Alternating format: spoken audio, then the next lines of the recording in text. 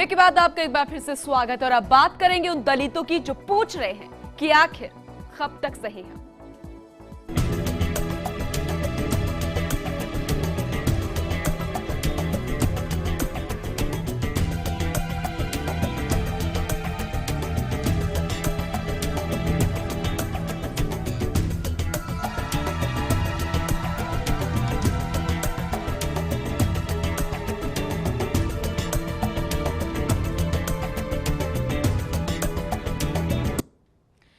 हर सरकार के बड़े बड़े दावे, हर कोई एक समान, सबका साथ सबका विकास, न जाने क्या कुछ, लेकिन जमीनी हकीकत कुछ और ही है। वो दावे क्यों पूरे नहीं होते जो दलितों के उत्थान के लिए किए जाते हैं? क्यों वो आज भी ऊंच नीच, भेदभाव और दबंगों के अत्याचार से पीड़ित हैं?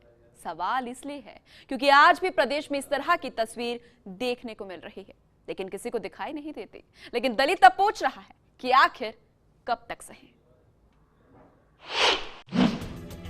सबका साथ सबका विकास का नारा देने वाली मोदी सरकार और राज्य सरकार दलितों के उत्थान, उनके विकास और उन्हें सबके समान हक देने की बात करती है, लेकिन जो प्रदेश में देखने को मिल रहा है वो इन सब से एकदम जुदा है। बात उन दलित परिवारों की करें जिन्हें ना तो सरकारी नल से पानी भरने दिया जा रहा है और ना ही वे मनरेगा में काम पर अन्य लोगों के साथ पानी पी सकते हैं।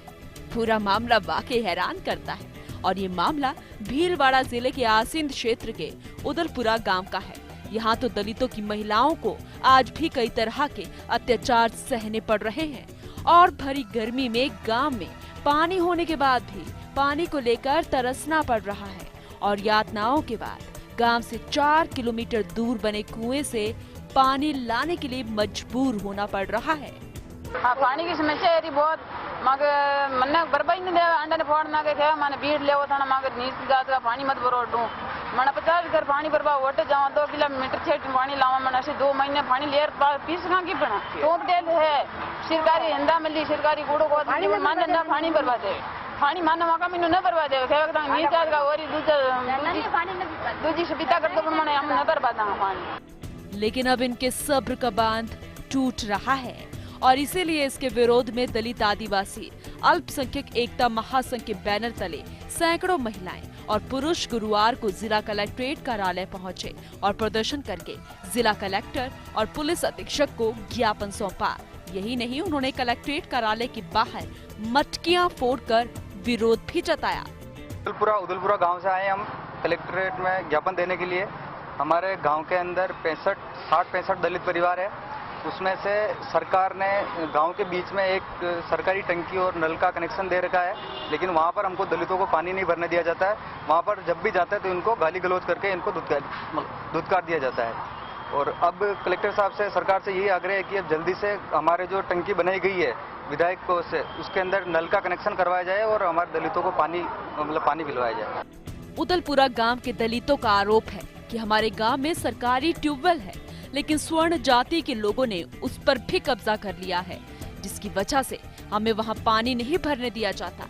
यदि हम वहां पानी भरने चले भी जाएं, तो हमारे मटकों को उठाकर फेंक दिया जाता है और गाली गलौज की जाती है, जिसके कारण हमें गांव से बाहर बने कुएं से पानी लाने के लिए मजबूर होना पड़ रहा है। सरकार ने हमारे लिए अलग टंकी भी रखवाई है, लेकिन अब तक उसमें कनेक्शन नहीं दिया गया। उसमें कनेक्शन करवाने और भेदभाव से प्रताड़ित होकर इसीलिए हमने ये प्रदर्शन किया। वहीं सामाजिक कार्यकर्ता तारा अहलुवालिया ने कहा कि आजादी के इतने साल बाद भी भेदभाव नहीं मिटाया जा रहा है और यदि इन्हें उचित न्याय नहीं मिलता तो इस आंदोलन को और ज्यादा उग्र किया जाएगा। उदलपुरा गांव की आज जितनी महिलाएं यहाँ आई हैं अपनी समस्या को लेके, भारी पानी के संकट से जूझ रही हैं महिलाएं। 3-3, 4-4 किलोमीटर से पानी लेके आ रही हैं और फेमिन में उनके साथ पानी को लेके भेदभाव किया जा रहा है। एक वर्ग विशेष के लोग उनको वहां से पानी नहीं भरने देते हैं। जो सरकारी पानी है उस पे उनका हक नहीं है, जो पाइपलाइन से पानी आता है वो नहीं भर सकते। तो आजादी के इतने बरस बीत जाने के बाद में भी आज इतनी सैकड़ों महिलाओं को जिला कलेक्टर पे आके और ज्ञापन देना पड़ रहा है जातिगत भेदभाव के विरुद्ध। इससे ज्यादा शर्म की बात कुछ हो नहीं सकती है। दलितों ने अपने हक के लिए आवाज उठानी शुरू कर दी है। शायद वो समझ गए हैं कि सरकारों द्वारा हर बार हमारे बेहतर भविष्य के लिए बड़े बड़े वादे जरूर किए जाते हैं, लेकिन धरातल पर हर बार सच्चाई कुछ और ही होती है।